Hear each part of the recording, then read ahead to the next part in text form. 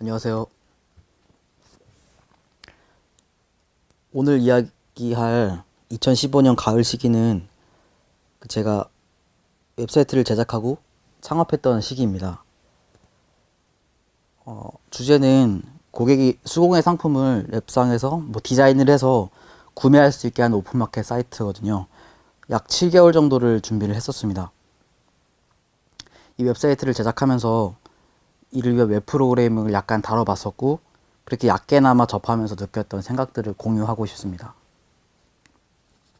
웹 프로그래밍을 처음 접할 때 저는 그 프로그램 쪽에 대해서 완전히 문외한이어 있었기 때문에 기본적으로 제가 좀 익숙했던 외국어, 그러니까 국어라든지 영어, 중국어 이와 같은 우리의 생활 언어의 관점에서 프로그래밍 언어를 조금 많이 생각을 하게 됐었습니다. 프로그래밍 역시 소프트웨어 프로그램 설계의 언어를 가지고 목적을 이루는 문장을 만드는 일이다. 프로그래머가 인간계에서 다른 특별한 존재로 각광받고 대단한 존재로 인식되는 것은 분명히 왜곡된 일이다. 수학 역시 기초의 수학적 문법으로 목적을 시행하는 문장을 만들고 순차적으로 문장을 이행하는 길이다. 과학자 역시 수학의 문법에 기대어서 물리, 화학 등 특정계의 문법을 파악해서 적용한다.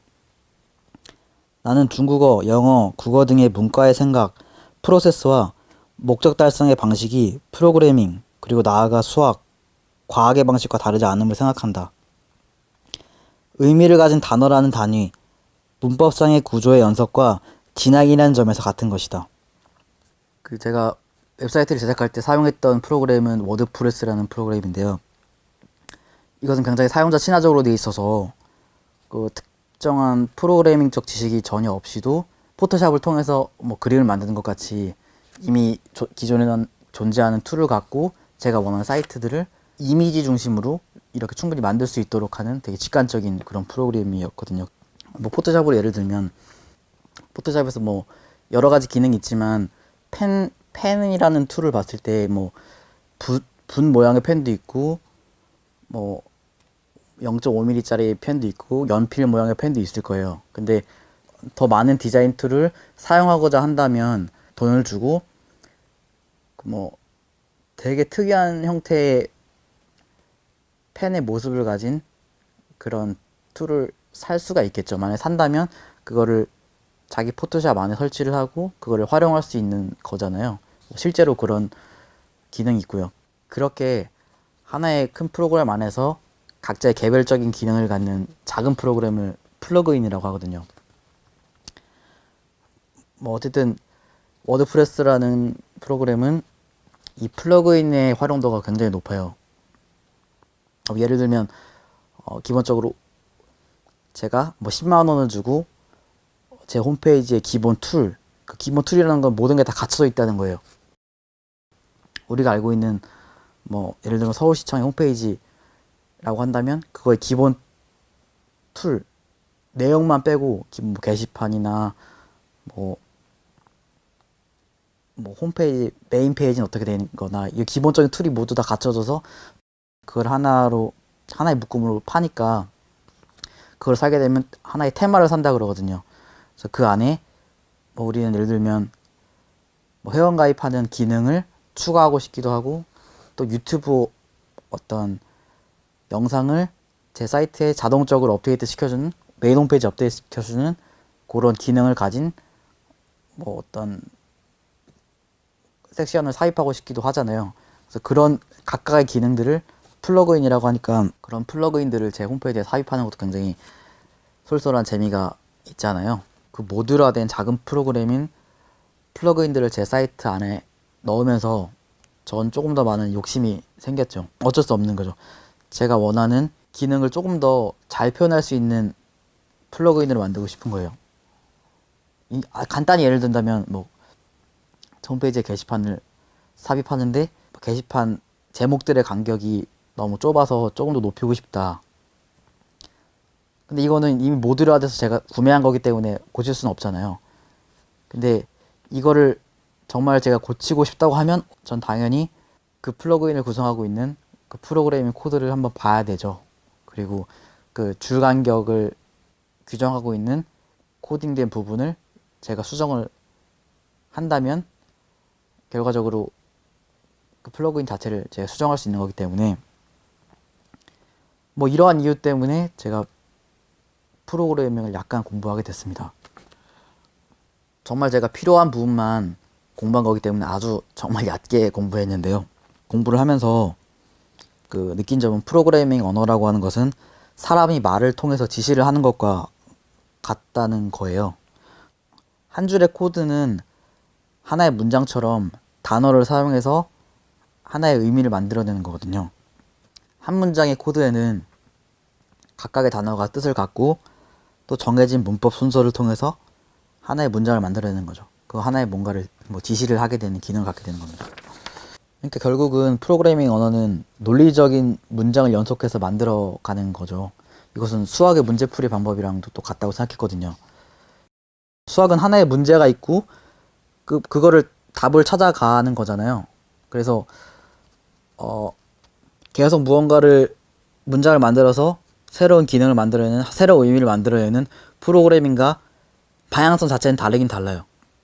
근데 논리적 문법으로 의미를 계속 연결지어 간다는 것은 똑같다고 볼 수 있잖아요. 코딩이란 게 하나의 의미를 지시한다는 측면에서 봤을 때 우리 일상 언어랑 같다고 생각했어요. 당연히 코딩된 코드 자체도 일상 언어로 당연히 번역할 수 있고요. 조금 더 나아가서 프로그래밍 언어랑 일상 언어의 차이점을 한번 생각해 보면 역시 프로그래밍 언어랑 일상 언어는 다릅니다. 프로그래밍 언어 같은 경우는 컴퓨터상에서 지시를 하면 컴퓨터 자체가 분명히 운동을 해내요. 근데 일상 언어 자체는 다만 뜻만 이렇게 드러낼 뿐이잖아요. 책을 낸다고 해서 그 자체가 어떤 운동성을 지닌 건 아니잖아요. 그런데 저는 그 우리의 일상 언어와 글이 프로그램의 문서처럼 하나의 그 자체로 문장 자체로서 힘을 갖는 하나의 구조물이라고 생각을 하게 됐어요. 일상 언어 역시 논리로 이루어져 있고 그것이 말하는 지시사항 자체는 그 뜻 자체는 인간의 육체를 빌려서 컴퓨터의 프로그래밍 코드처럼 현실화시킬 수 있는 거잖아요.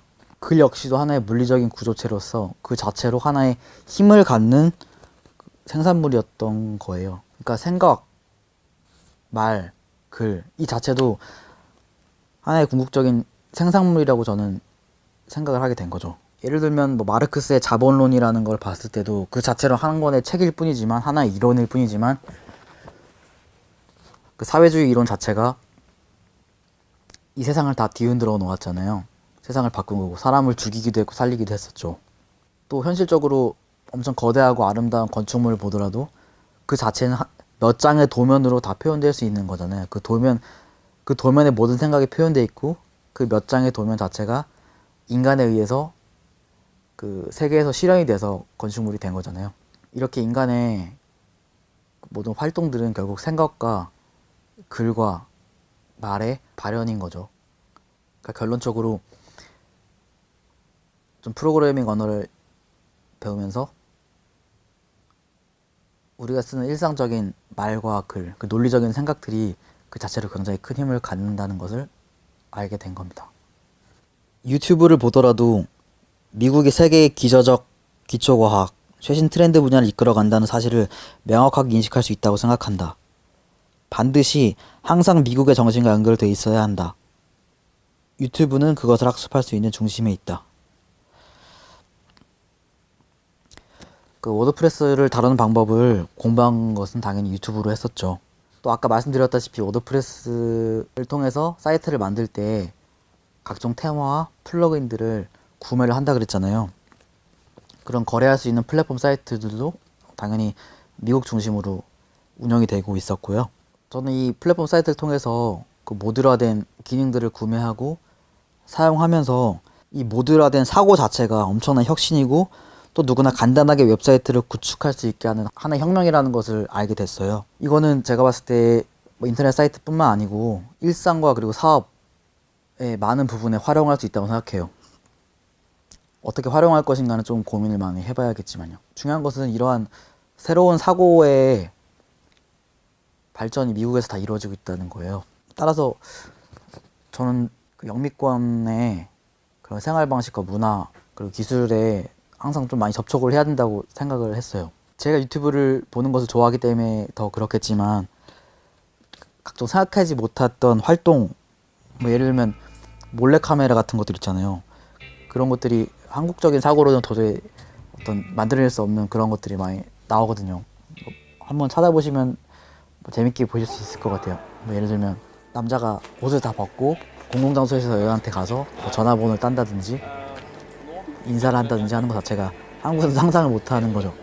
물론 미국에서도 상상을 못하는 만큼 어려운 일이긴 한데 어쨌든 그런 걸 행동을 하고 그런 반응을 몰래카메라로 찍는다는 것 자체가 저는 굉장히 재밌고 그렇게 제 사고가 하나 열리는 것 같아요. 하나의 완전히 상상도 못할 금기된 사고가 실제로 벌어질 수 있다는 것 자체가 제 사고를 이렇게 하나 열어두는 크게 만들어주는 그런 경험이었던 것 같아요. 그래서 어떻게 미국의 정신과 영미권의 어떤 발전된 정신과 연결을 하느냐. 그럼 결국은 영미권에서 생산된 컨텐츠들을 많이 접하는 것밖에 없는 것 같아요. 저 같은 경우에는 매일 영미권 신문들을 보거든요. 뭐 저는 더 가디언이라는 영국 신문을 봐요. 그게 저는 보기가 편하더라고요. 컨텐츠 구성이. 그런 걸 보고 또 제가 관심 있어하는 분야, 뭐 기술이나 아니면 예를 들면 저는 격투기 MMA를 굉장히 좋아하거든요. 그래서 그것과 관련된 그 MMA 팟캐스트 채널 같은 거를 항상 봐요. 유튜브 영상을 보는 것도 굉장히 도움이 많이 될 것 같아요. 그래서 이렇게 발전되고 좀 다양한 세계관과 항상 접해 있는 것 자체가 자기 시야를 넓히고 실제로 어떤 일에 있어서 성장을 분명히 가져다 줄 거라고 믿어요. 내 플랫폼 웹사이트 실현도 핵심 기술을 명확히 세계관으로서 인식하고 연결하며 그 핵심을 반복적으로 수행해야 한다. 핵심 플러그인의 사용, 테마 특수 정의 태그 사용 등을 모른 채로 전체 틀만 뭉뚱그려서 빨리 만들고 부수고 다시 만들어보는 방식은 무가치하고 워드프레스 웹사이트 구축의 의미와 목적을 잃게 한다.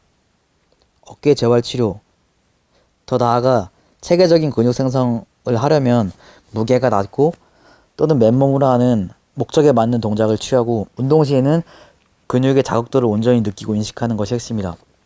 손끝, 근육의 세부로서 느끼는 것이다. 이것 없이 무거운 무게로 틀에 맞춰서 때려넣는 운동 방식은 백해무익하다.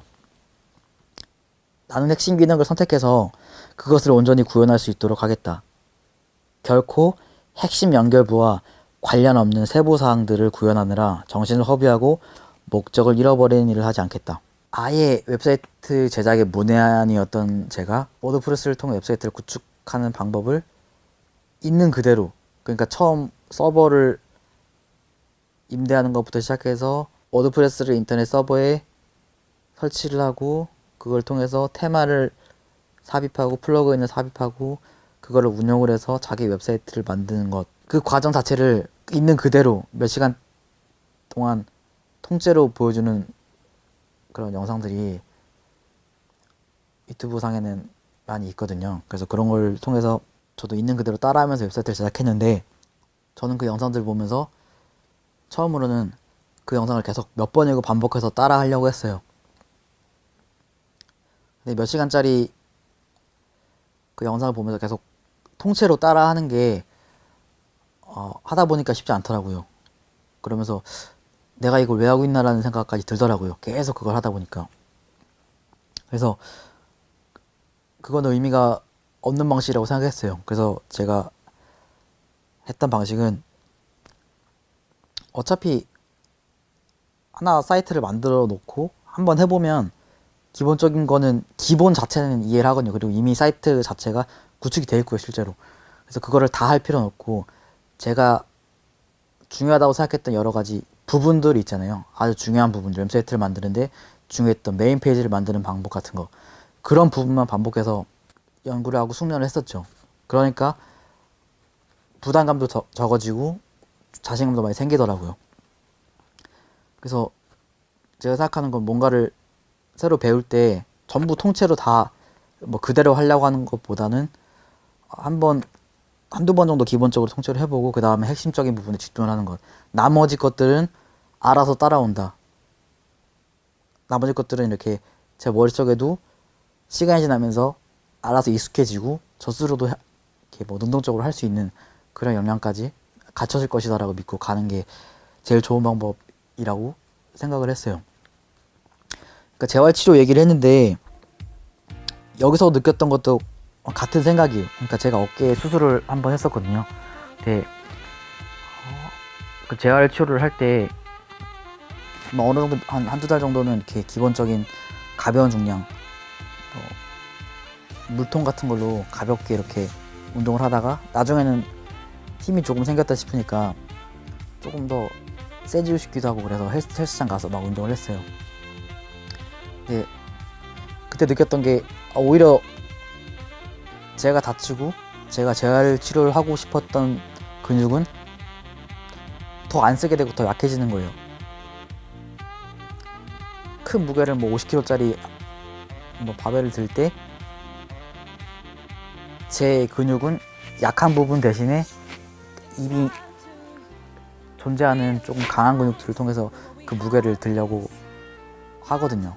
그래서 결과적으로는 제가 재활치료 하려고 했던 부분은 더 약해지고 그랬던 것 같아요. 몇 주간 그렇게 해서 그 방법이 옳지 않다고 생각해서 그때부터는 뭐 제 맨몸 운동을 한다거나 제가 재활치료하고 싶은 부분에 가장 자극을 많이 줄 수 있는 그런 적은 중량의 운동을 했어요. 그러니까 확실히 딱 제가 원하는 근육이 발전이 되더라고요. 세계는 어떤 분야를 막론하고 물리적으로 구성되어 있다. 난 핵심을 명확하게 추론해 연결하는 목적 시행의 물리적 구축을 계속 시행할 것이다.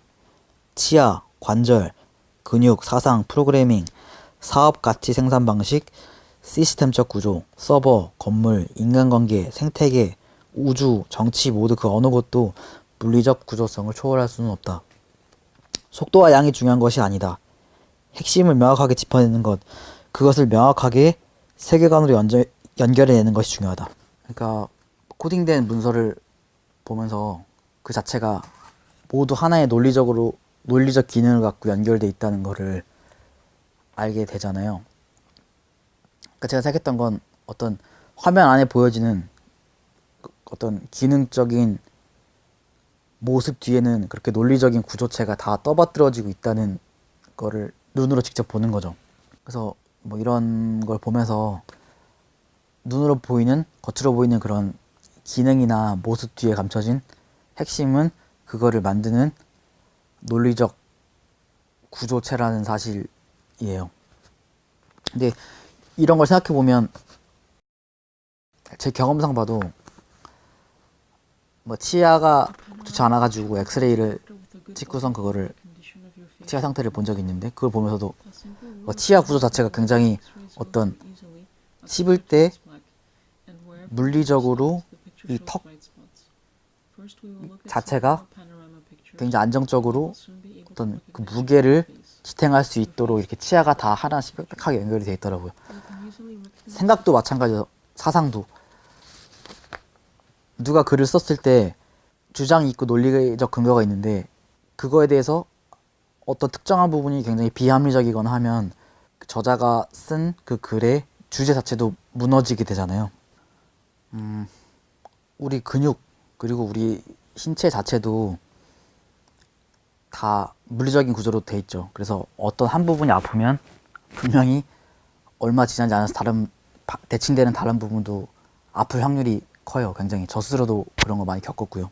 나이 드신 분들은 더 많이 겪으셨던 부분일 거고요. 뭐 우리가 초월하는 뭔가가 있다고 생각하고 영혼이나 뭐 우주에 대해서 생각하기도 하는데 어떤 것들도 사상까지도 모든 게 다 물리적인 구조성을 넘어갈 수 없다고 저는 생각을 해요. 그래서 물리적인 안정성이 떨어지게 되면 그것은 중력에 의해서 반드시 일정 부분이 무너지게 돼 있고 예, 그렇습니다. 그래서 인간관계나 사업 구조 자체도 그림으로 그렸을 때 그 물리적으로 안정된 구조체가 그려지지 않는다면 그것은 무너질 확률이 그죠.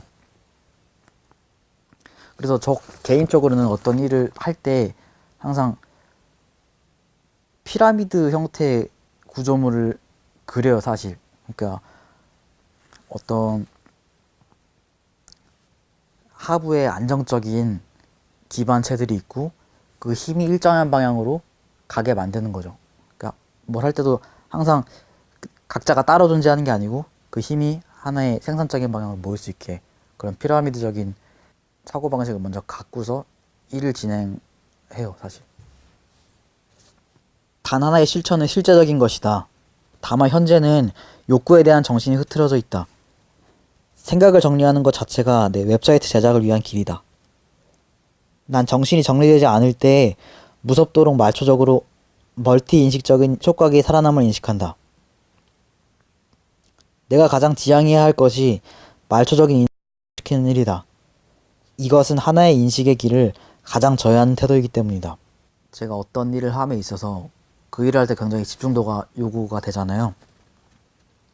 근데 예를 들면 뭐 생각 정리를 한다고 했을 때 3시간, 4시간 동안 집중해서 했을 때 굉장히 머리가 아프잖아요.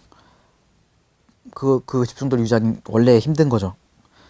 그렇게 되면 자연스럽게 집중하는 것을 이렇게 방기를 하고 말초적인 쾌락을 쫓게 되는 것 같아요. 뭐 예를 들면 유튜브를 갑자기 틀어가지고 의미 없는 영상들을 쭉쭉쭉 보면서 그냥 웃고 그렇게 몇 시간씩 그냥 보내거나 일부러 그렇게 하는 거예요. 의미 없이. 왜냐면 집중하기가 싫기 때문에. 이런 거는 굉장히 안 좋죠. 사실 전 중학교 때 게임에 빠져가지고 하루에 뭐 4-5시간씩 수개월 동안 그렇게 보냈었고 눈도 안 좋아졌고 그때 제가 이걸 왜 하는지도 모르고 그렇게 공부 이런 건 당연히 신경도 안 쓰고 뭐 그렇게 무의미하게 시간을 보냈었죠. 그게 지금 생각해도 굉장히 아쉬운 시간들이었던 것 같아요. 그래서 저 말씀드렸다시피 지금도 어떤 뭔가 집중을 요하는 일을 할 때 그거를 약간 회피하기 위해서 말초적인 자극을 쫓는데 일단 이거는 결과적으로 어떤 제한을 해야 될 부분이긴 해요, 반드시. 저는 그래서 이거를 이러한 말초적인 쾌감을 원하는 시간을 어떻게 컨트롤하느냐. 전 일부러 제한된 시간에 말초적인 자극을 하는 활동을 해요. 그러니까 예를 들면 뭐 MMA 격투기 이런 거에 대한 이야기를 보거나 그런 동영상을 보거나 하는 것들 그거는 예전 같으면 그냥 뭐 공부하다가 그냥 계속 봤거든요. 그러면서 시간을 허비하게 되고 그런데 지금 일부러 뭐 일주일에 한 번 정해진 시간 일요일 오후에 뭐 그 시간에만 그걸 하는 거죠.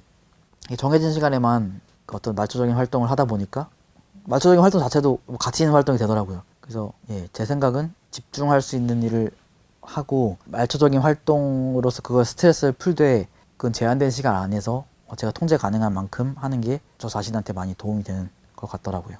말초적인 게 의미를 갖게 되는 거죠, 결국.